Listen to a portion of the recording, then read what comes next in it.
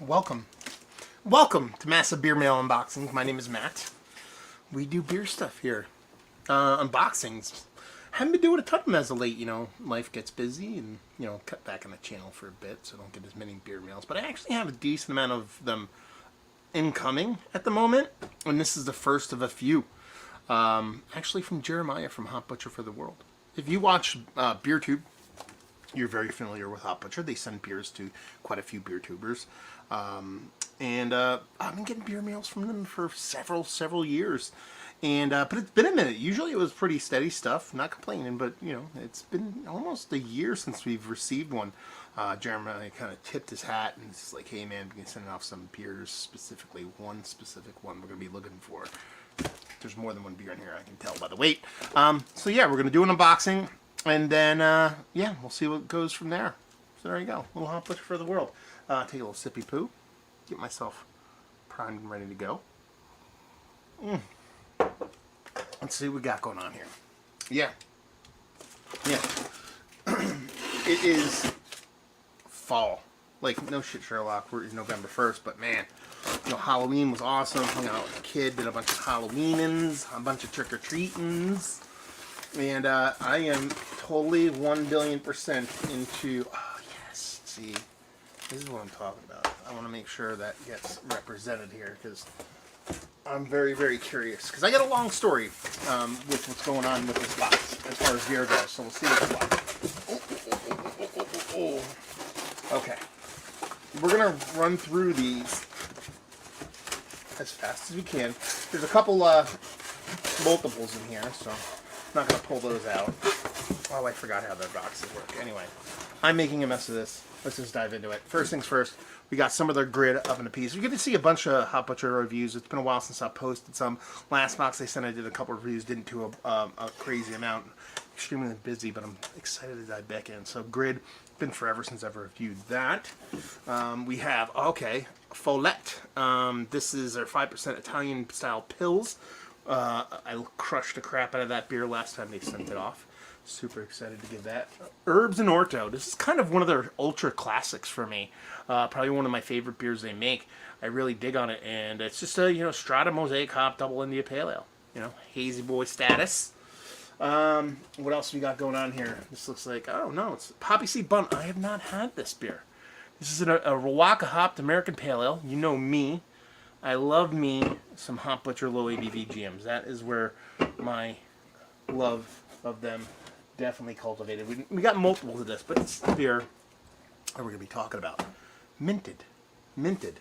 This will be out actually, probably tomorrow or the next day in the Chicagoland area. I don't know if it's going to hit wine distribution, but this is a beer we're going to focus on because I've actually been sent this beer from them and I've never reviewed it. I don't know how it's not made on my channel, but it's a bizarrely weird kind of like romantic beer for me. So we'll dive into it and see what's what. So this is actually a Holiday Imperial Stout. It's a 10.5% Imperial Stout with chocolate and Frango mint oil. Frango.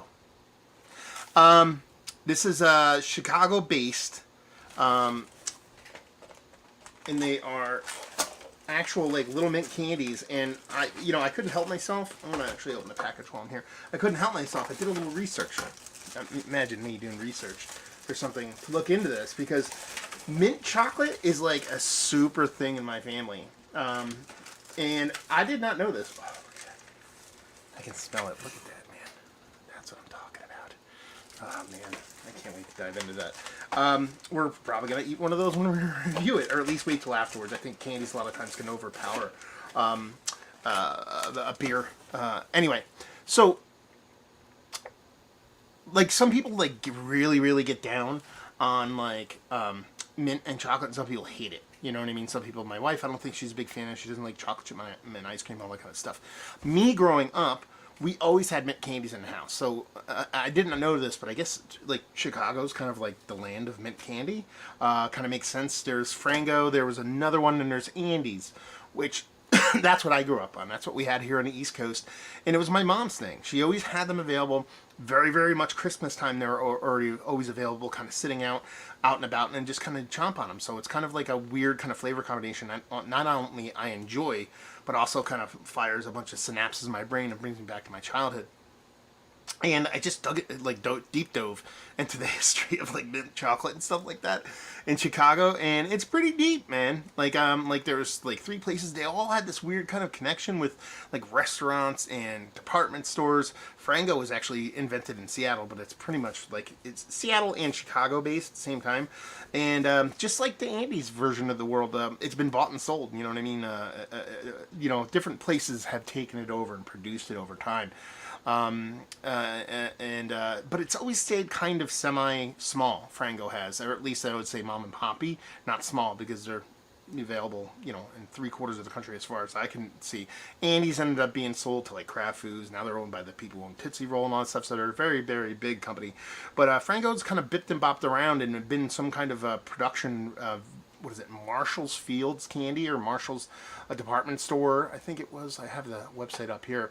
And they kind of produced the candy for forever, and then it kind of got in a little bit of limbo. Oddly enough, it ended up being like produced in Pennsylvania at Gertrude Hawkes, which is my like local confectionery. That was like I could like almost walk to from where I lived. So it was kind of weird that I've never had it before, this version, even though it was produced kind of local to me.